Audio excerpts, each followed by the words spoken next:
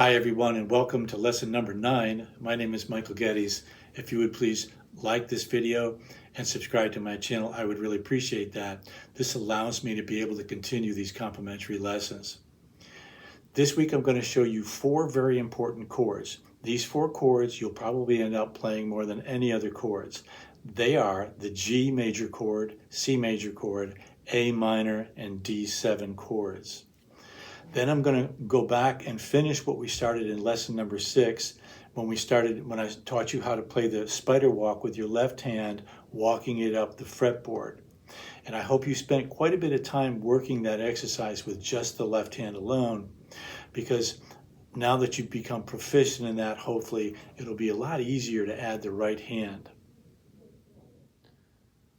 The first chord we're going to go over is G major.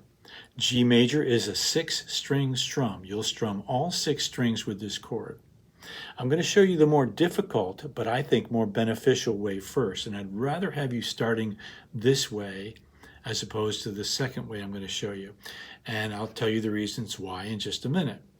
So in order to do the first way, you're going to place your third finger, 1, 2, 3, on the 6th string, 1, 2, 3, 4, 5, 6, 3rd fret. You're going to put your middle finger on the 5th string, 2nd fret, and your pinky on the 1st string, 3rd fret, and strum all 6. The reason I'd rather have you playing it this way is for 2 reasons. Number 1, you're strengthening the weaker part of your hand in playing it this way, and you're going to have to learn how to play it this way eventually anyway.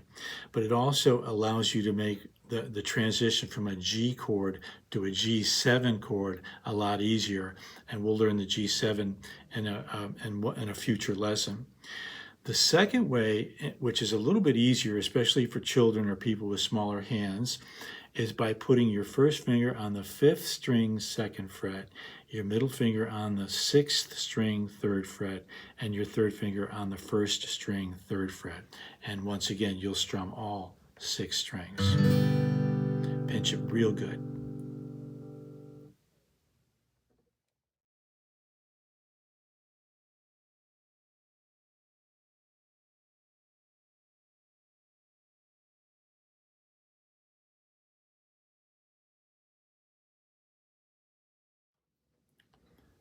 This is the C chord.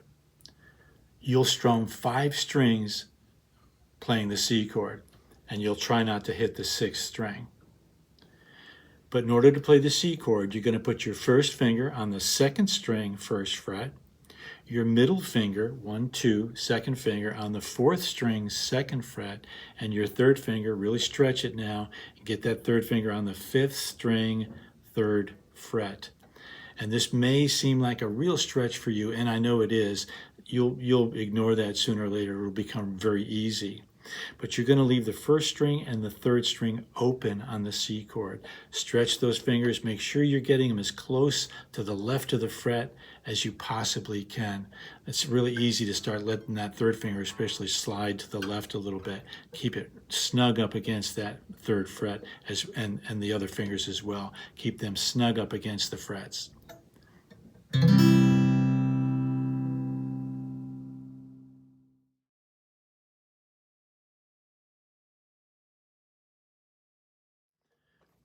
Okay, now here's the A minor chord. A minor is a 5-string strum. You'll put your first finger on the 2nd string, 1st fret.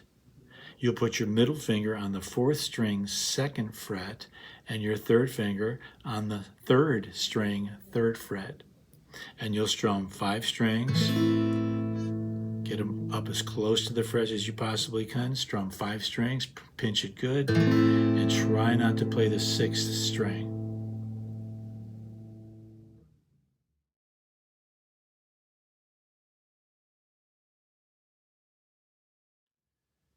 D7 is a 4-string strum.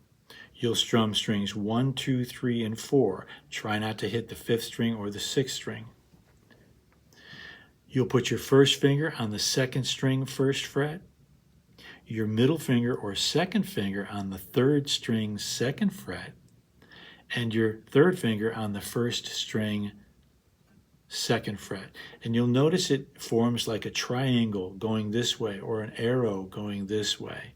You'll begin to become more familiar with the different chord patterns, the geometric patterns, the more you play. And you're going to strum 4 strings with this chord.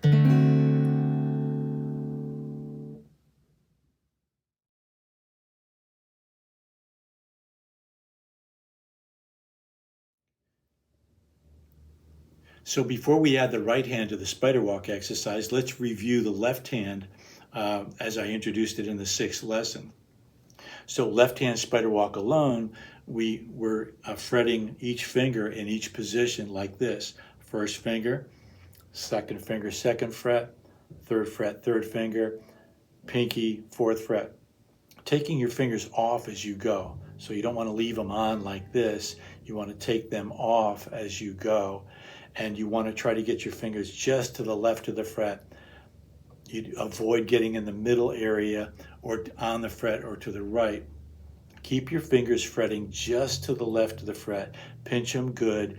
Keep that donut hole, that space in your left hand. Hook your fingers as well so that you get a nice pinpoint on each note as you go up.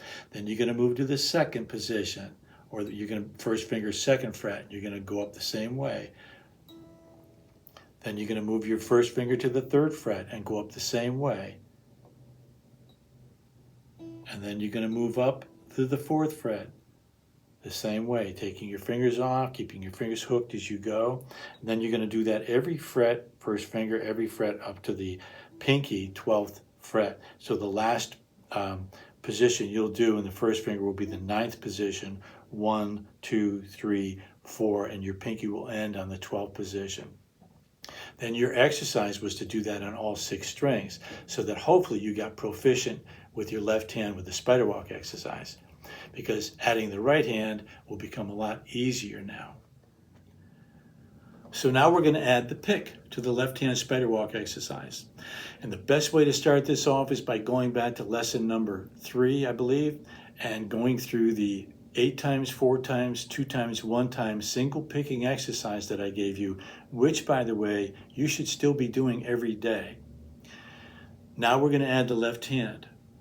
And so what we're going to do is pick 2 times on each finger in this manner. So we know what to do with the left hand. We've been working on the left hand a lot more. Now we're going to pay more attention to the right hand, the pick. Keeping the pick floating in our fingers, our wrist open.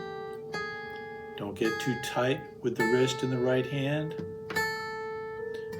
And you're going to do that in every position up to the 9th position.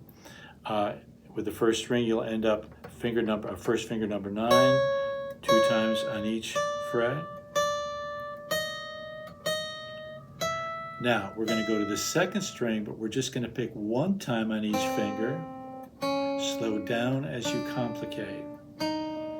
And we're going to do that all the way up in every position to the 9th finger, first finger, 9th position.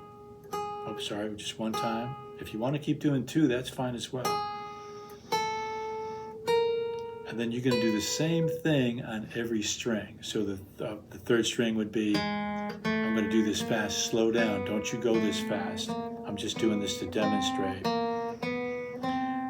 And then you're going to do that up to the 9th position, first finger. Same thing on the 4th string, 5th string, 6th string.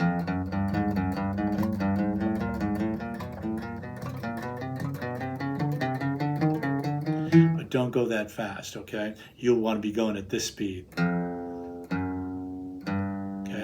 And the more you do that, the more you're going to get your fingers being able to play lead lines and single melodies with the pick. And we'll talk more about that in upcoming lessons. So this concludes lesson number 9. Next week, I'm going to show you how to play the 12-bar blues with the 4 chords that I introduced in lesson number 8. And I'm going to also show you how to play a major scale, which is going to begin to get your ears tuned to the major scale, but also getting the left and the right hand playing single notes together more efficiently. My name is Michael Geddes. Thanks for being here today, and I'll see you at lesson number 10.